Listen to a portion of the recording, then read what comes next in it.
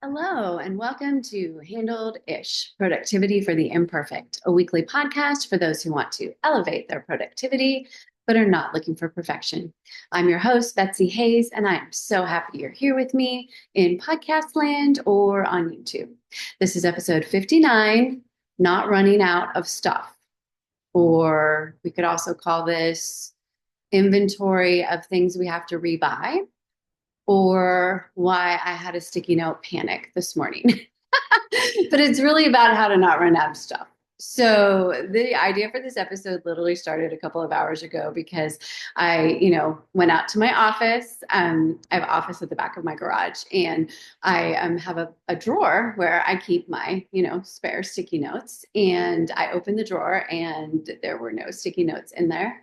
And obviously, we've discussed how much I love them. And so I'm like, oh my gosh, I can't believe that I didn't pay attention to the fact that I was running low on sticky notes. And so I got on Amazon and I went to purchase them, and I found for $2.99 I could get them delivered today, which is totally ridiculous because is the world going to end if I don't get my sticky notes until tomorrow? Absolutely not. But I had a little sticky note panic, and I paid the $2.99, and they're going to be here in a couple of hours.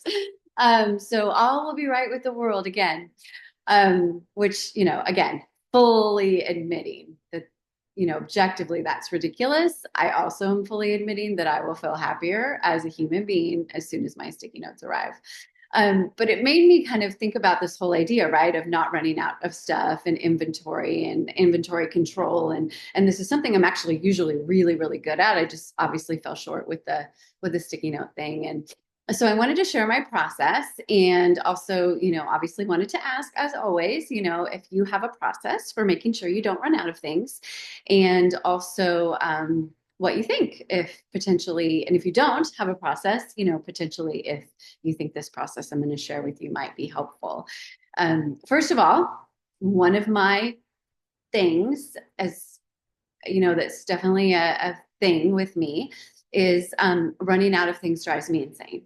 There are people that it doesn't bother them, right? They go to have shampoo and they're out, they just wing it for the day, and then they run to the store and get some. And I think it probably is paired with my distaste for having to run out and get something, that I either forgot or didn't plan or whatever.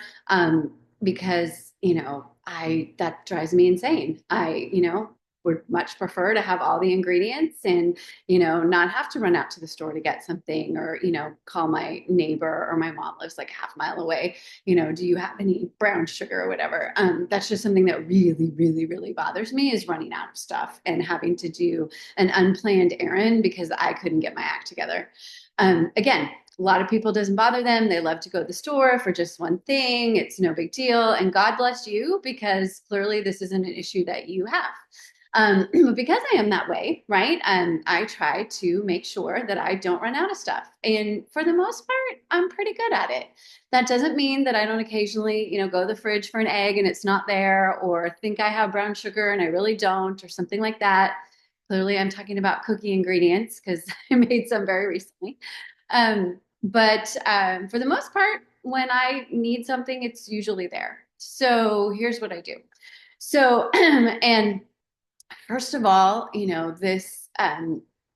this notion, right, of making sure you don't run out of stuff obviously does have a fiscal component, because obviously we need to be able to afford to buy said things in order to have them on hand. And so there's times, right, where you might choose to wait a little longer to rebuy something, because we're waiting for a paycheck or something like that. And obviously that needs to be folded into this.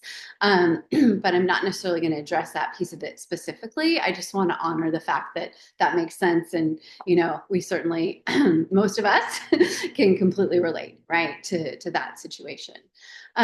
So what I do is a couple of things. So first of all, on my phone, I keep a running grocery list.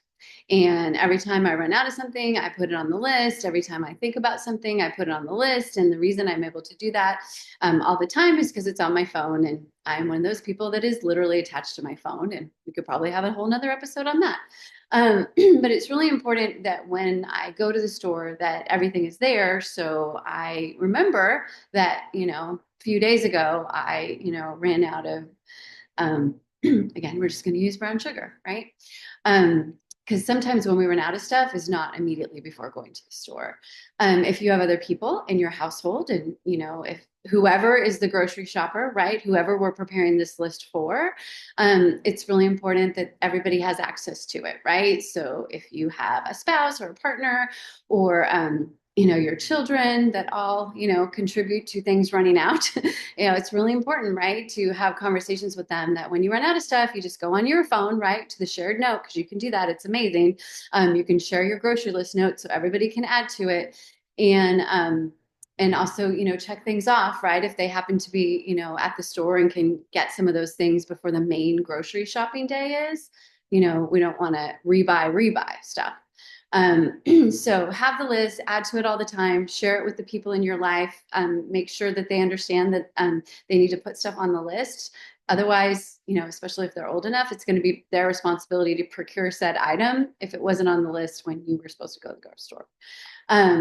Again, if you're dealing with other humans, it's probably good practice to right before who you or whoever goes to the store, whether it's a grocery store or some other place where you're getting things.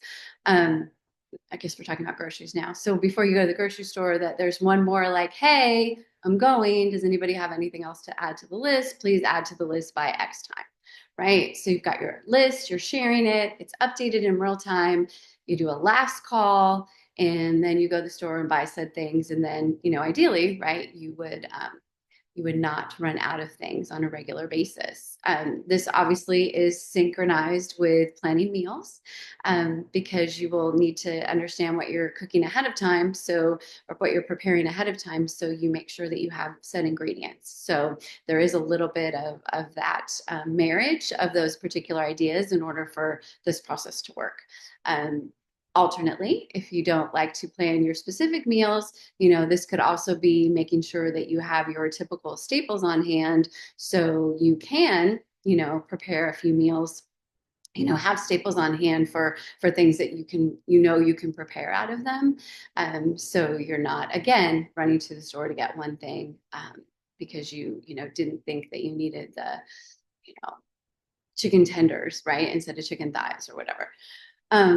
So that's how I handle groceries, and it works great. And I rarely run out of stuff, and I always know what I want. And it's actually really fun for me. I use the little checkoffs, and I can check off the little bubble when I'm in the store. And then when all the bubbles are checked off, then I know that I'm ready to check out and go home. And it's great. And as far as other things, most of the things that I run out of on a regular basis are, I guess the technical term is sundries, which I've always thought was kind of a strange term. I don't think anyone uses that term. But, things like shampoo and dish soap and makeup and laundry detergent and those sorts of things. And I happen to get them at Target. And so I have the Target app. And what I do is when it looks like I'm about to run out of something, I will put it in my Target cart. And the way the Target app works is once you get $35 worth of items, you get free shipping.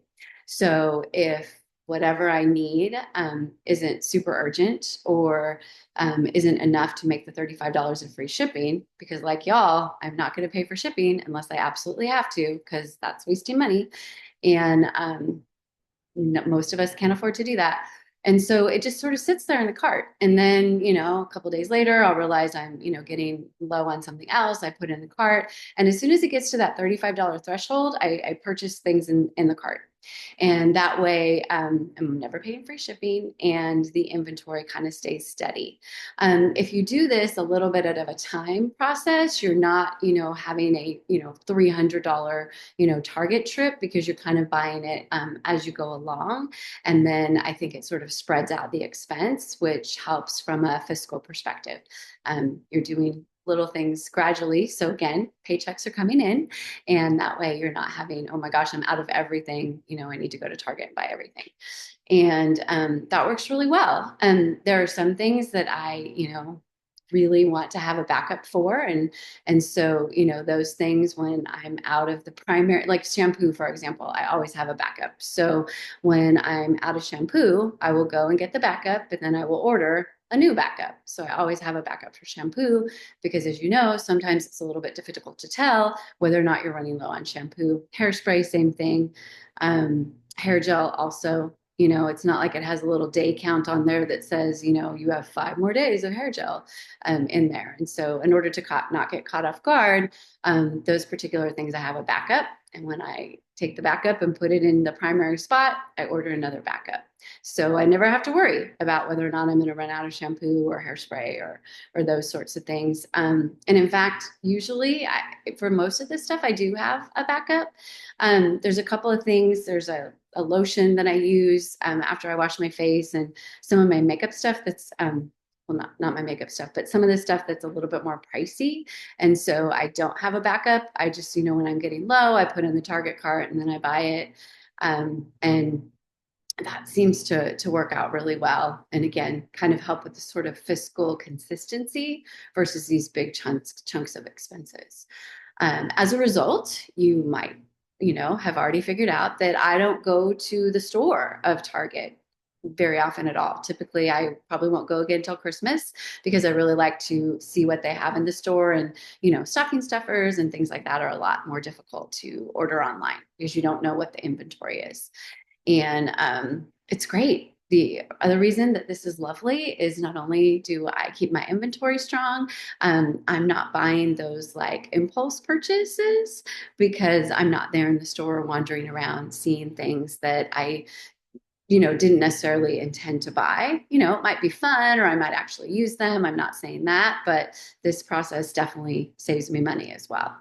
So I buy everything from a sundry perspective from Target that I can. When something's running out, I put it in my cart. When it gets $35, I buy it. And then it just sort of happens on a rotating basis throughout the year. As you know, Target doesn't sell everything. So my personal backup is Amazon. And I know there's a lot of philosophical feelings about those particular vendors. And I completely understand. And that's something I've been thinking about too. But at the moment, this is still my process. And so if I can't find it at Target, I will go to Amazon. And if usually I can buy whatever it is on Amazon, and as long as it's not ridiculously out of whack as far as the price is concerned, I'll just go ahead and order that. And then again, the backup is secured. On the very, very, very rare occasion that I can't find something at Target and Amazon, and or the price on Amazon is just something I'm not going to choose to spend, then I have to really have a conversation with myself, right? It's like, okay, is this thing really important enough to actually go to the store? And if it is, I do it. And if not, frankly, in those very few times, most of the time, I just figure out a substitute or live without it. As a result, I don't have to do a lot of errand shopping for inventory type things, and I always have what I need. So it's a fairly simple process, but it takes regular maintenance, I guess. But once you're rolling and you get it set up, it's really, really great and very user friendly, in my opinion, and incredibly effective. And, again, a lot of those things have good fiscal benefits built into that. I also will keep a list of, other things that I need to buy coming up. So this isn't necessarily a running out thing, but I guess it's sort of related, a little bonus method. If I have a party coming up and I need to get a gift, or it's someone's birthday and I need to get a gift or whatever, I'll try to pay attention to that as, a couple weeks in advance or maybe even longer, and try to figure out when getting that particular thing is synced with, maybe another couple of errands or me just being out in the world. I think I read something that people call this trip linking, right? So again, being sustainable, when you leave the house to do X, if the other store that you need to buy something in is closed, like do it in that errand opportunity versus, going back and leaving your house and then going back again, right? Not only is that efficient from a time perspective and a gas perspective, again, it's more environmentally friendly. So trip linking is a beautiful thing. My kids even still talk about, I did trip linking today, Mom, I did this and that. And, we kind of laugh about the fact we're still using that phrase all these years later. But, again, that makes it more convenient for me. I'm already out in the world. I'm in the vicinity of the store I want to buy the gift from. I just add it to the to-do list for that particular day. And then I also know that it's going to be taken care of before the gift giving occasion. And so I'm not having to run out to do that at the last minute, which again is something that drives me crazy. So I'm curious if you have a process, what it is. And if not, does this sound like something that might be helpful to you? And as always, I just really want to know what you think. I think it's really important to manage the inventory of things that we have to rebuy. And if we do it in an efficient way, I think that can add to that peace in our life for sure. And, I'm going to go out on a limb and say it can also, add to our happiness. So that's my thought. So, with that, please let me know at Betsy Hayes on all the socials. BetsyAHayes.com is my website. Hayes, of course, is Hays. There is no E. And until next time, when I hope that you will join me for the next episode of Handled-ish Productivity for the Imperfect. I wish you the most amazing week because you're amazing. And, please be kind to yourself and trust me, you are doing way better than you think you are. Take care.